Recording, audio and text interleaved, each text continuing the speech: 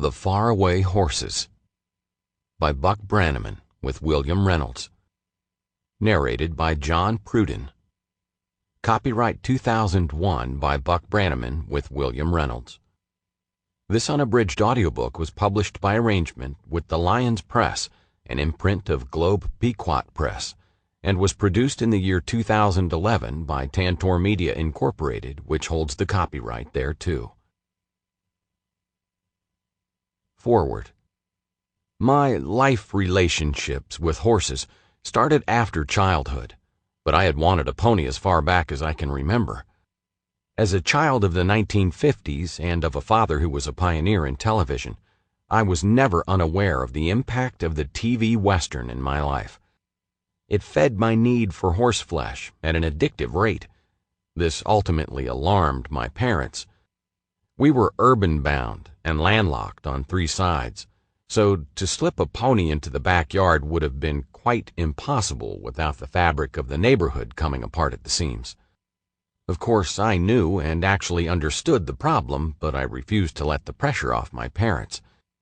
They tried valiantly with riding lessons and trips to dude ranches during school vacations, but it was never enough.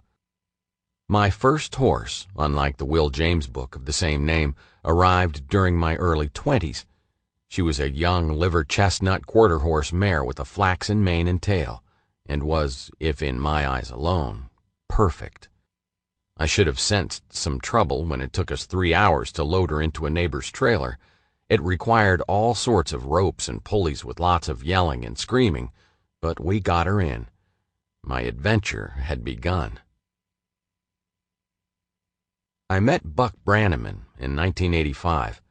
He was at a local arena in Malibu, California, and to see a Montana cowboy work with a bunch of hunter-jumper riders was a sight I didn't want to miss. I had heard a little about Buck from my friend Chaz Weldon, the legendary saddlemaker in Billings, Montana. Chaz spoke quite highly of him and said he was designed to ride horses. When I first saw Buck, I knew Chaz was right. Buck is 3/4 leg, the kind of rider who can touch his heels under the belly of a horse at a lope. I later found out that he was rather short going through high school, but grew a full 6 inches in his senior year, which landed him on the basketball team. Is he tall? The man could hunt geese with a rake. The first time you see Buck ride is a moment of lasting impression. It isn't just the way he sits a horse, although that in itself is rather impressive. As he rides, he seems to disappear into the action. People speak. Sample complete. Ready to continue?